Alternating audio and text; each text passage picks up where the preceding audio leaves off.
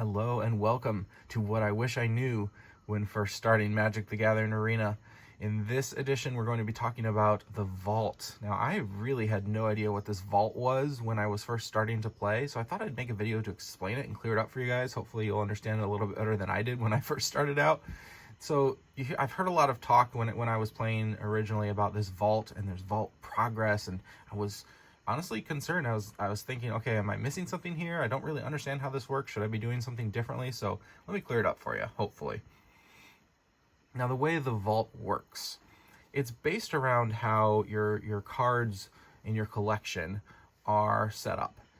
The way the game works, you can only have a maximum of 4 copies of a single card at any given time in your account.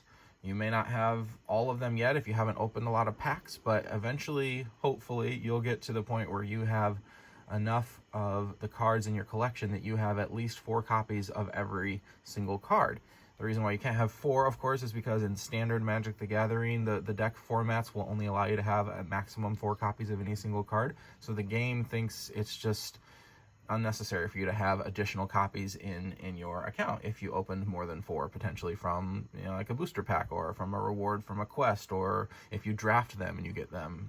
Those are all ways that you could potentially get more than 4 copies of a single card. So when you do get a 5th copy or higher of a single card that's already in your collection, there are a couple of things that may happen depending on what kind of card it is, in terms of what rarity of card that it is.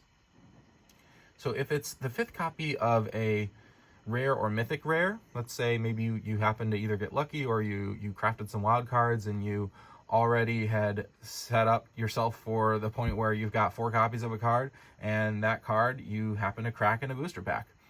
Well, that's cool. You got a 5th rare or mythic rare. What happens to that? Because you can't get a 5th one in terms of how the game allows you to have your collection. In real life, you could get a 5th version of that card, potentially, or higher, as many as you happen to open in a physical booster pack, but in the game, it doesn't work that way. So if it's a rare or mythic rare card, it will actually be replaced automatically as another random rare or mythic rare card from that same set. So like if you're opening Kaldheim, for example, and you've pulled 4 copies of Tibalt, well, cool. And if you were to open a pack and the game is rolling randomly to say, okay, now the next one you're opening is Tibalt, it's actually going to re-roll and say, okay, you already have 4 Tibalt in your collection. We're going to give you a different mythic rare. So that's how that works, and it works for rares or mythic rares the same. If it's an uncommon or a common card, however, and this is where the Vault comes in, if you're opening your 5th copy of an uncommon or common card, it will still be opened, essentially, but it will be put in this random place that you can't really even describe. It's essentially being put into your vault. It's not really a physical place. It just kind of disappears and goes into thin air. And the fact that you have received a 5th or 6th or 7th or higher copy of a common or uncommon card will be registered in your account, and it will be tracked by the game. And so your game will know how far you've gone in terms of how many of these cards you have. Every time you do that, you get a certain number of Vault progress points, and once you reach 1,000 Vault progress points, which is also considered to be 100% Vault progress in terms of the game, how they communicate it to you, once you've reached 1,000 points or 100% Vault progress, you will then have a chance to open the Vault. And it sounds like this really awesome, crazy cool, momentous thing, because honestly it takes a long time to get to where you've reached 100% Vault progress. I haven't been playing that much, but I have, I played a while last year. Then, as I've said in other videos, I recently picked it up once it came to iOS, which it's awesome that it's on this iPad. That's super cool. I love it. But just remember that, or at least just be aware of the fact that when you open the Vault, the rewards aren't that great. For as much work as it takes to get you there. You'll get 3 uncommon wild cards, 2 rare wild cards, and 1 mythic rare wild card, which in terms of the amount of time it takes you to get there, you'll have way more than that just from opening regular packs along the way. So the rewards are kind of inconsequential when you get to that point, honestly. But another thing of note in terms of the Vault conversation that's going to be important is that once you have that 1,000 points or that 100% Vault progress, if you choose not to open it, you could essentially leave it there, and the game will then display how far you are towards reaching that 200% mark when you would open it again.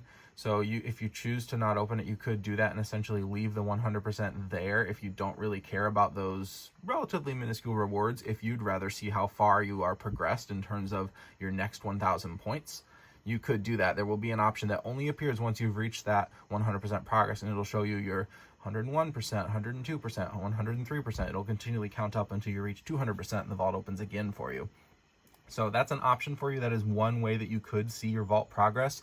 Honestly, it's not that great because it takes a long time to get there, and you have to reach 100% first before that is an option for you. So if you're not yet at 100%, as I currently am not, I'm nowhere close to it. I'm actually, I think, around 35% or so of the way there. So I have a lot of cards, a lot of packs to open to get there for sure. We'll get there one day, but that's all right. This is not what the point of the video is about. Let's just talk the rest of the way about how you can see the progress. So if you don't want to go that route, if you want to see where it is before you reach that 100% mark, then I'll show you in just a moment how to get there. Now, one quick note as well before I move on, a final awesome note really, is that if you end up receiving somehow in the game a rare or a mythic rare that is beyond your 5th copy, you could potentially get it from, a draft. That's probably the most likely way that you could get such a version of that card.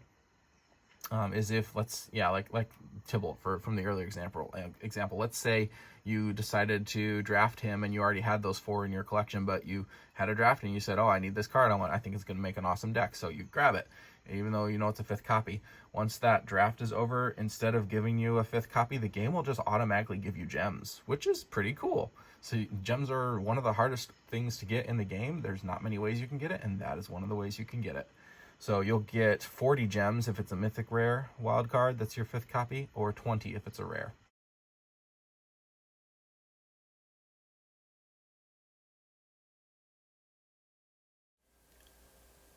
All right, so as you can see right now in the top right corner of my screen, I've got a little glowing box there, and that is the vault. It has been unlocked. I have reached enough vault progress points to where it's considered to be 100% open and ready to go. So I'm going to do it live here and show you guys what that looks like. So let's go ahead and tap that little guy and see what happens.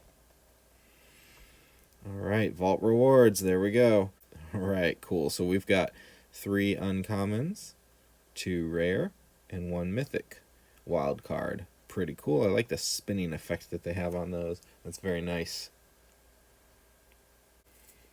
And that's it. That's the progress that you get for unlocking the vault. Not a lot. Pretty anticlimactic, I know, but had to throw it in here and show you guys what happened. So that's it. And now I no longer have that little box in the top right corner of my screen there. So that's all that happens when you unlock the vault. All right, let's talk now about how you actually get to view the vault progress.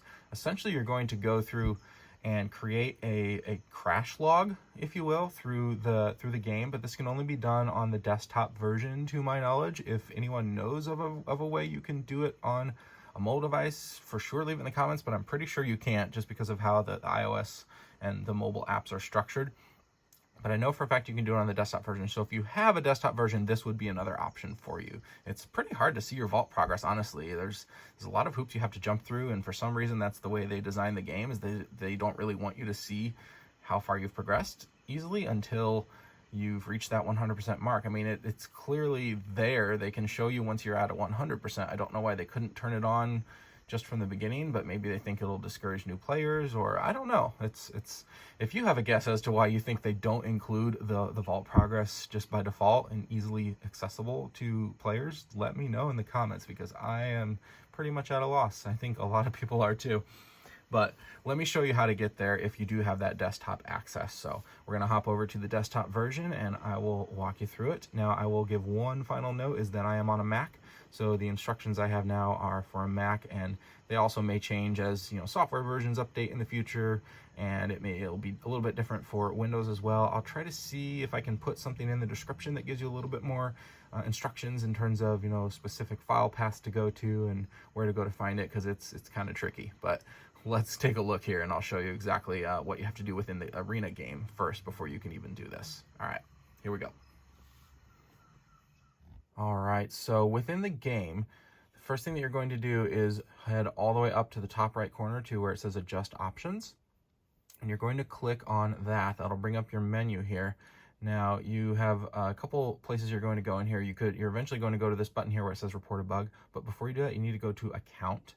So when you click on that, you'll see this option in the middle here that says Detailed Logs. Make sure that is checked. It is unchecked by default, so make sure that that's checked. I've already checked it on my account here.